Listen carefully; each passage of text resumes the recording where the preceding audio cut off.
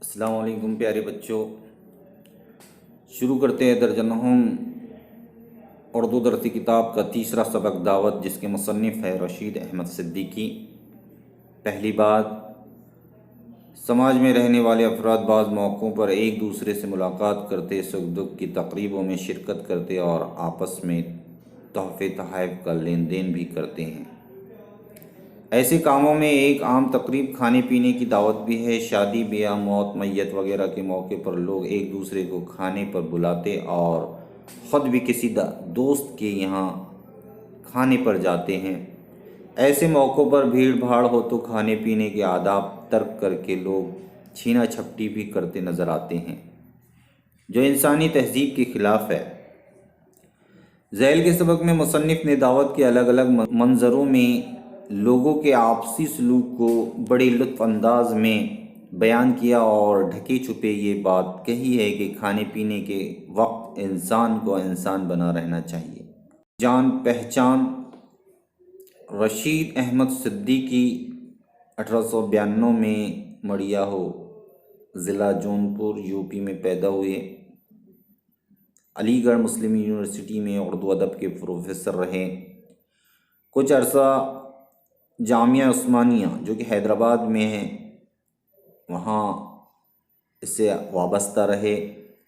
علی گڑھ سے دوبارہ وابستگی کے بعد ملازمت سے سبکدوش ہوئے۔ ان کی طنز و ظرافت انفرادیت رکھتی ہے۔ وہ ہنسانے سے زیادہ ہنساتے ہنساتے سنجیدگی سے ہمکنار کرنے کا گر جانتے ہیں۔ طنزیات و مضحکات خنداں مضامین رشید، گنج ہائے گراں مایہ اور آشفتہ بیانی میری ان کی اہم تصانیف ہیں۔ انہوں نے 1977 میں وفات پائی۔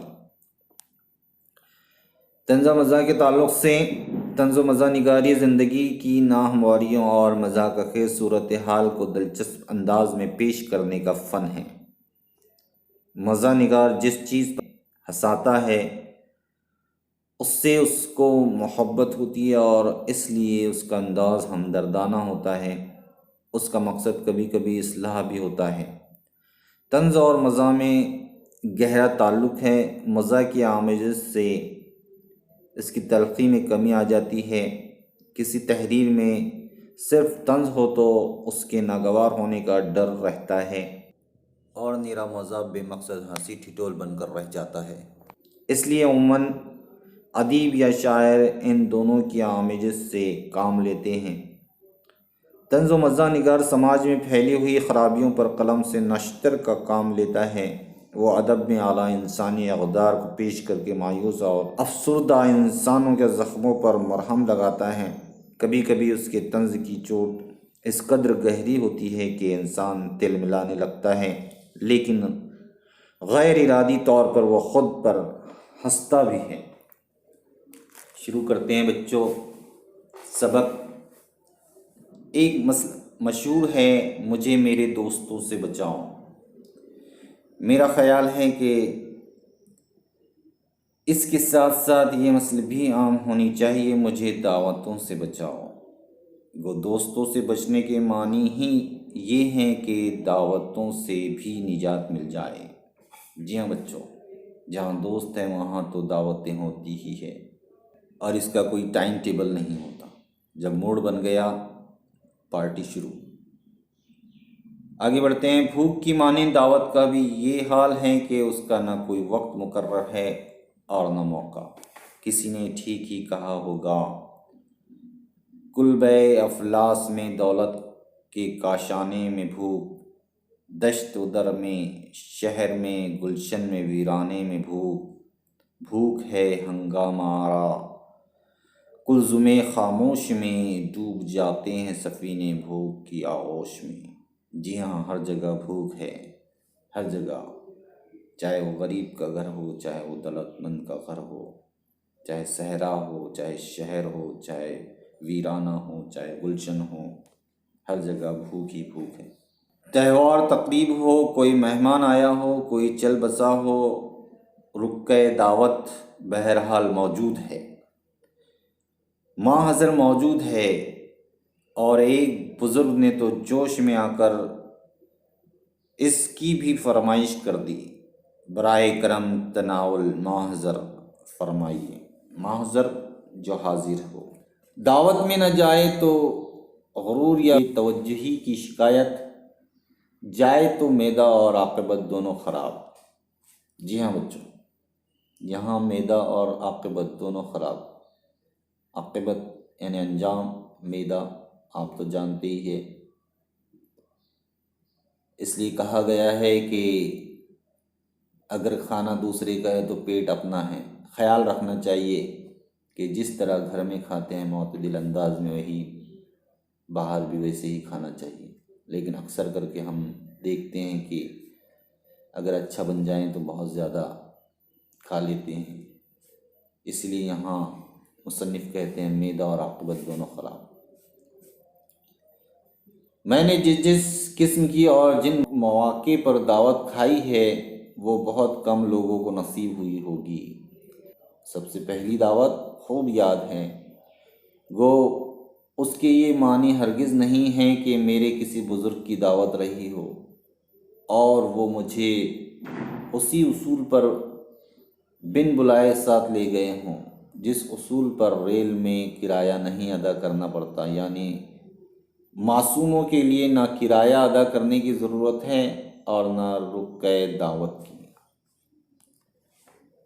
بعض ریلوے لائنوں کے بارے میں کہا جاتا ہے کہ وہاں فی گاڑی 2 سادوں کے حساب سے مفت سفر کیا جا سکتا ہے۔ ادھر کے کوئی ٹکٹ کلیکٹر اس لائن پر مامور ہوئے، انہوں نے ایک بزرگ کو بے ٹکٹ سفر کرتے پکڑا تو انہوں نے نہایت گھور کر عارفانہ ڈپٹ کے ساتھ کہا، عارفانہ جسے خدا شناس کہتے ہیں، ابھی شراب دوں گا۔ شراب ہندی کا لفظ ہے جس کے معنی ہوتے ہیں بد دعا کے۔ بھسم ہو جائے گا یعنی راغ بن جائے گا۔ جانتا نہیں فی گاڑی 2 سادوں مفت۔ بیچارے ٹکٹ کلیکٹر ایسے مبہوت ہوئے کہ گاڑی کے نیچے کٹتے کٹتے بچے۔ مبہوت ہونا، ڈر جانا۔ پہلی دعوت مجھے ایسے صاحب کے یہاں کھانی پڑی جو کپڑے بنتے تھے۔ کپڑے بننے والا جسے ہم جولاہا کہتے ہیں، یاد رکھنا بچوں۔ دے سکتا ہے سرگرمی میں جولاہا۔ اس کے لیے سبق میں آئے ہوئے فقرے کو لکھیے تو ہم لکھ سکتے ہیں کپڑے بننے والا۔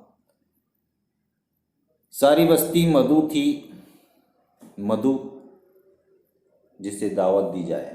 جی ہاں بچوں، جسے دعوت دی جائے، اس فقرے کے لیے لفظ لکھیے تو آپ لکھ سکتے ہیں مدعو۔ مئی کا مہینہ اور دوپہر کا وقت، مکان و میدان کا کوئی نشیب و فراز ایسا نہ تھا جہاں کھانے والے نہ بیٹھے ہو۔ مکان و میدان واو عطف والی ترکیب ہے، اسی طرح نشیب و فراز واو عطف والی ترکیب آئی ہیں۔ سرگرمی میں پوچھ سکتا ہے تو آپ یہ لکھ سکتے ہیں۔ فرش و دسترخوان کا وہاں کوئی دستور نہ تھا، جس کو جہاں جگہ مل گئی بیٹھ گیا۔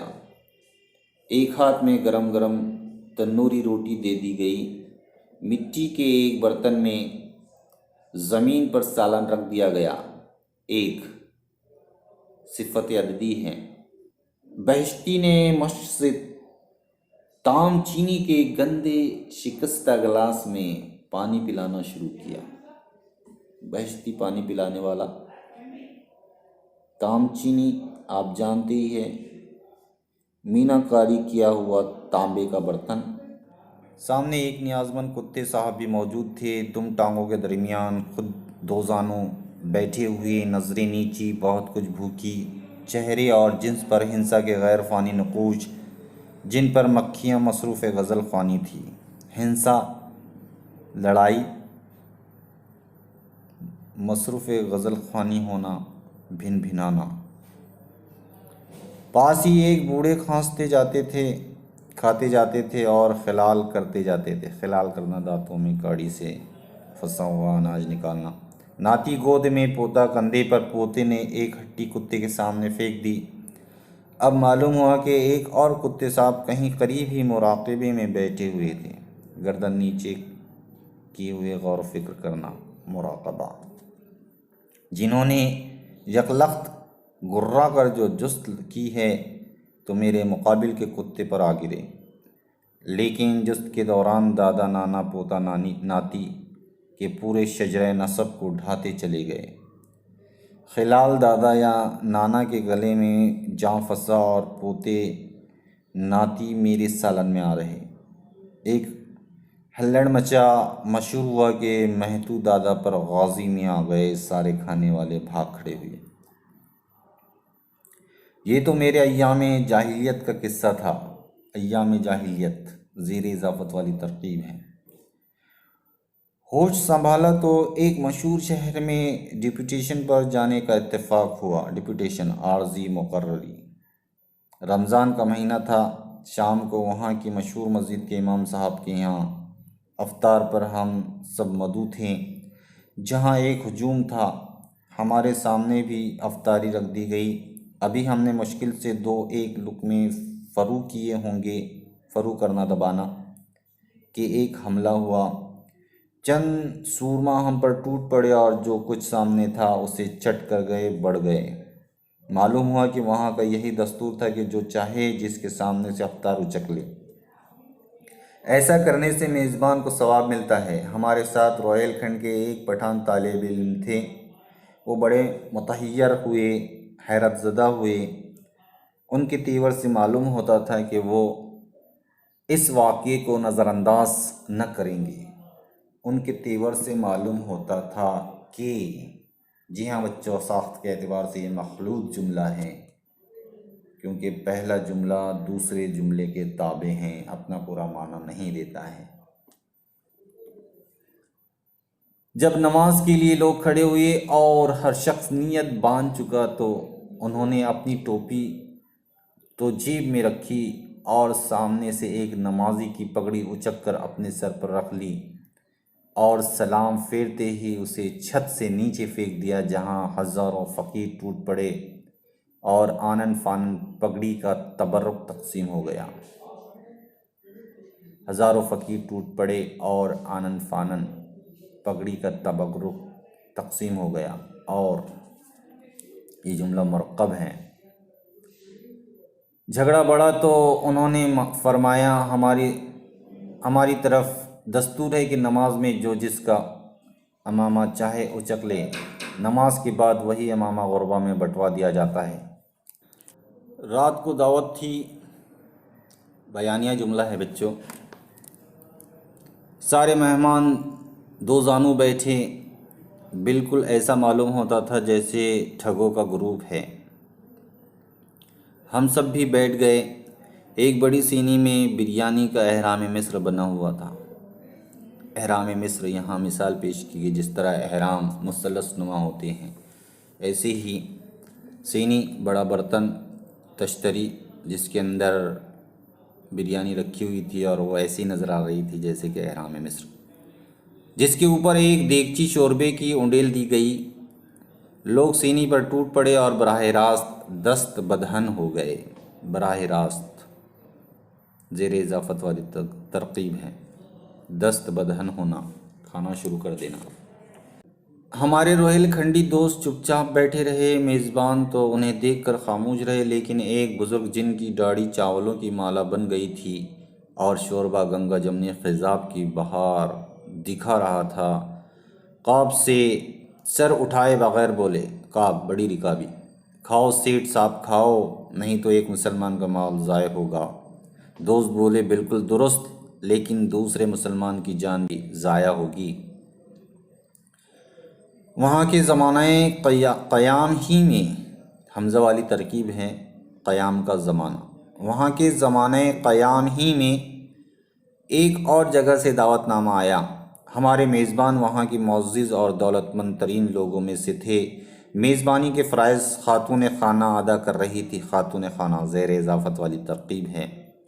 ड्राइंग रूम में पहुँचे तो, ड्राइंग रूम खाने का रूम, ड्राइंग रूम में पहुँचे तो दिन को तारे नज़र आने लगे। ऐसी खूबसूरत, कीमती, पुरतकल्लुफ़ और नायाब चीज़ें एक साथ कब देखना नसीब होती थीं। अलबत्ता उनका तज़किरा मिलादों में सुना था या तिलिस्म होश रुबा में पढ़ा था। तिलिस्म रुबा उर्दू ज़बान की एक बड़ी दास्तान है। सबसे बड़ी मुसीबत ये थी कि खाना ऐसे यूनिफॉर्म या लिबास फ़ाखरा ज़ेर इजाफ़त वाली तरकीब है, और इसके माना है आला लिबास या मलबूसात उरूसी यहाँ और ज़ेर इजाफ़त वाली तरकीब आई है, लेकिन मलबूसात उरूसी का मतलब है दुल्हन का लिबास।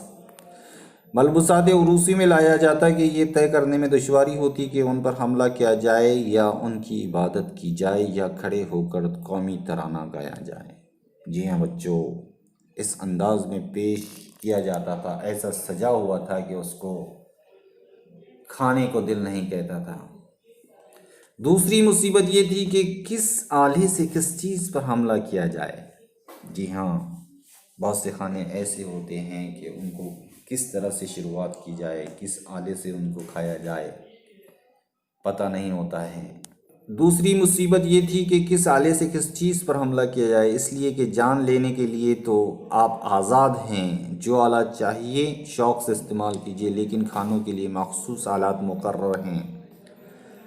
तीसरी मुसीबत ये कि जो खाना पेश किया जा रहा था उसके दूसरे अज़ीज़ व अक़ारिब न मालूम कौन कौन और थे, जिनकी अदम मौजूदगी में खाने को हाथ लगाना बड़ा गंवारपन होता। अदम मौजूदगी, गैर हाज़िरी। मेज़बान ख़ातून को मुस्कुराने और ख्वाह अखलाक बरतने से फ़ुर्सत कहाँ कि वो कुछ बताएं या हम पूछ सके। बैरों को देखिए तो ज़रब अख्तर और 4 आईने लगाए हुए इस तौर पर मसरूफ़ कार थे जैसे बाज़ नालायक और बददिमाग इम्तिहान के हॉल में उम्मीदवारों की निगरानी करते हैं। बैरों, खिदमतगार। इस किस्म के बैरों का गौर से मुताला किया जाए तो कुछ वहम सा होने लगता है कि ये कहीं न कहीं अपनी यूनिफॉर्म या पेटी ठप्पों कमरबंद में कोई पेश कब्ज़ भी छुपाए हुए हैं।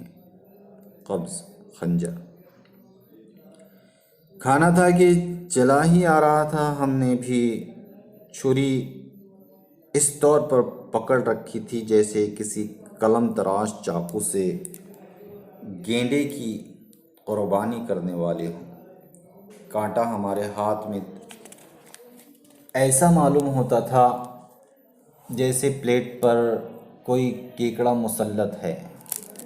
खुदा करके खाना ख़त्म हुआ। कॉफ़ी आई बगैर दूध या शक्कर के। ऐसा मालूम होता था जैसे तंबाकू का गोल पीस कर गर्म पानी मिला दिया गया है, या नादिर शाह के इस्लाह मैदे के लिए अमलतास का मुसहल जाम बिल्लोरी में पेश किया गया है। अमलतास एक दरख्त का नाम है जिसके पत्ते चूरन के तौर पर इस्तेमाल किए जाते हैं जब कब्ज़ हो जाता है, पेट में बदहज़मी हो जाती है, तो ये मुसहल दिया जाता है। उसी का यहाँ ज़िक्र है, मुसहल जुलाब की दवा। जाम बिल्लोरी कांच का गिलास। मुश्किल ये है कि कॉफ़ी से इनकार कीजिए तो बाज़ मेज़बान खफा होते हैं। फ़र्ज़ कीजिए किसी रईस के यहाँ दावत हुई, वो खाना इस तौर पर खिलाएगा गोया मेहमान की 7 पुश्तों तक को नवाज डाला। कोरमा हर दावत में मिलता है और मामूली से मामूली लोग भी अपने घरों में खाते हैं, लेकिन रईस के यहाँ का कोरमा कुछ और होता है। अदाए ख़ास से फरमाएंगे, मौलाना कहिए कोरमे से भी शौक़ फरमाया। जी हाँ शुक्रिया माशाअल्लाह। फरमाएंगे साहब ऐसा हलवान दिल्ली भर में ना मिलेगा। हलवान बकरी का बच्चा बादाम पर पला था, ज़रा बोटी की खस्तगी पर नज़र रखिए। सुभान अल्लाह क्यों नहीं इरशाद होता। हाँ खूब खाइए, बहुत है जी। हाँ खूब शेर होकर खाया। नहीं आप तकल्लुफ़ करते हैं। फ़लाने चलो मौलाना को कोरमा और दो, लेकिन फ़लाने को पुकारेंगे और कोरमे का ऑर्डर इस तौर पर देंगे गोया मौलाना को पिटवा देने का इरादा है। قورمہ پلیٹ میں ڈال دیا گیا اور مولانا کو قورمے سے نفرت ہونے لگی۔ ارشاد ہوگا مولانا یہ باورچی اب دہلی میں اکیلا رہ گیا ہے، اس کا دادا معمولی حجام تھا، والد نے اس کو کھانا پکانا سکھایا، وہ خود کھانے کے بڑے شائق تھے، اب اس کا ثانی دور دور تک نہ ملے گا، بس مولانا قورمہ کھا لیجئے۔ یہ چیز اب معدوم ہوتی جا رہی ہے، غرض اس شفقت اور اتفاق سے کھلائیں گے گویا اپنے والد مرحوم کے فاتحہ کا کھانا کسی نابینا حافظ کو کھلا رہے ہیں۔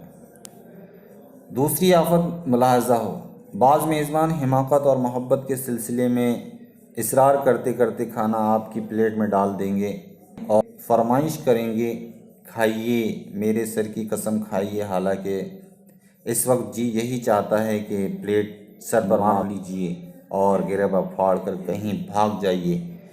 ایسی دعوت سے مجھ کو قلبی نفرت ہے جہاں میزبان بار بار کھانے کے لیے اصرار کرے اور اپنے ہاتھ سے میری پلیٹ میں کھانا رکھ دے اور کہتا یہ رہے کہ آپ کو کھانا پسند نہیں آیا، آپ کے لیے کچھ انتظام نہ ہو سکا، بھائی جلدی میں یہی دال دلیا ہو سکا، آپ نے کچھ بھی تو نہیں کھایا، حالانکہ اس کی نیت یہ ہوتی ہے کہ میں یہ کہوں کہ ایسا کھانا مجھے تو کیا میرے ساتھ پشت کو نصیب ہوا اور نہ ہوگا، اور آپ نے جس مروت اور ایثار کا ثبوت دیا ہے، ایثار قربانی، اس کی مثال دنیا میں نہیں مل سکتی۔ بعض دعوتوں میں عجیب قسم کے بدتمیزوں سے سابقہ پڑتا ہے، بعض کھانا نہیں کھاتے، منہ میں جوتیاں چٹکاتے ہیں، آوارہ گھومنا یا مراد منہ سے طرح طرح کی آوازیں نکالنا۔